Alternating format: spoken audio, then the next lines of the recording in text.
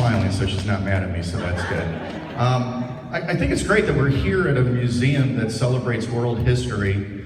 Those of you that are outside of Texas, you think I might be confused. Those of you that know we're from Texas, this is world history. Nothing else matters. Lauren told me one thing before I got the microphone. I wasn't supposed to be boring. So I was panicked, because I'm a school teacher and we can make anything boring. And one day I was looking in a mirror and I thought, you know what? I have one weapon here tonight to keep from being boring. Not me, it was a Shiner sign, and I realized we have alcohol. So this is going to be a Father of the Bride and audience participation. So if you would, if you came here tonight thinking you were going to Lauren and Philip's wedding, you're probably on the bride's side. So when you hear me say Lauren, if you would raise your glass, say Lauren, and take a sip. If you came here tonight thinking you were at Philip and Lauren's wedding, and you hear me say Philip, raise your glass and say Philip. If you Ubered here, please drink to both. We good? All right, let's practice. Lauren. Philip. All right, there was a few people concerned. Philip, you didn't tell me there'd be Aggies in the room. All right, if you get confused, Aggies, just look at what the Longhorns are doing. You've been doing it for 100 years. What's one more night? I apologize. A friend of mine is a UT graduate. He said if I got nervous and needed a laugh, make an Aggie joke. It'll work just fine in Austin. I also have Eyes of Texas queued up if I want a standing ovation. All right. Oh, we're telling stories. The first time I got to meet Philip, Lauren was running an ultramarathon and she asked me to help. Now, I broke the code. Help me with the ultramarathon meant meet Philip. Now, this posed a problem. As you know, they run most of these ultramarathons in Texas state parks. And being a good Texas dad, the proper way to meet any boy that your daughter is dating is obviously while cleaning your shotgun. In Philip's case, that wasn't going to work, because if I was cleaning a shotgun, he would have jumped in and helped and probably done a better job than what I normally do. But we got to the race, and Lauren left it up to two guys who tried to meet each other in the woods. And her only advice was, you both are driving F-150s. In Texas. Really, Lauren? There was 50 of them out there in the dark. But we finally met up, and I was trying to reserve judgment, and like Lauren, I fell head over heels, and liked him immediately, but was trying to be reserved. And if you get to support anyone in an ultramarathon, it is by far the most boring evening in the world.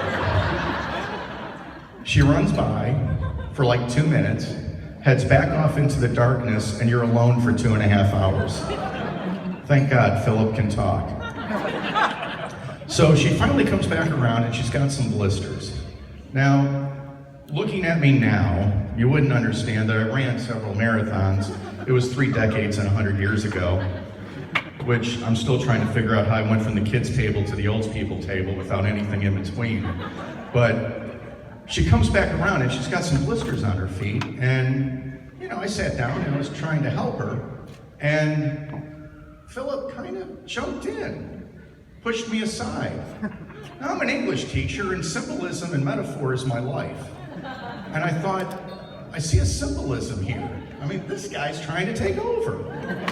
I was here first for like 25 years. I was a little concerned. And by the way, I am not delaying the band at all. I know some of you are like, oh, shut up with the band act, they're really good. So as Philip was bandaging her feet to get her back on the road for another, I don't know, 50 miles or whatever. She's crazy. I was really thinking that, you know, this is the guy that's going to take my place. And in the days and weeks and months and the couple of years, I've been truly blessed, because Philip doesn't take away anybody from anything. He adds to every situation he's in. And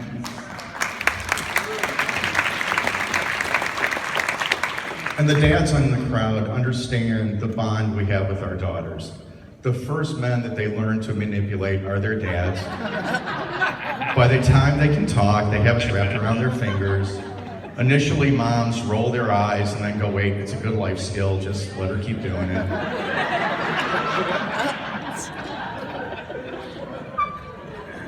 And I realized that Philip is too much of a gentleman to ever take my place. And the greatest thing for me is to have somebody that loves her as much as I do, that cares for her as much as I do, and is going to be there all the time to take care of her when I can't. And as a dad, there's nothing more beautiful than that. So, thank you, Philip. All right, And as we're here at the Texas Museum, I want to close with a very Texas wish for you both, that your lives are as warm as the sands of South Padre, as exciting as the Houston Rodeo, as vast as the skies of Big Bend, and as big and bright as the stars at night. Here, here. Oh, we can do better than that. As the stars at night. There we go. And Philip, remember, the eyes of Texas are upon you. Thank you.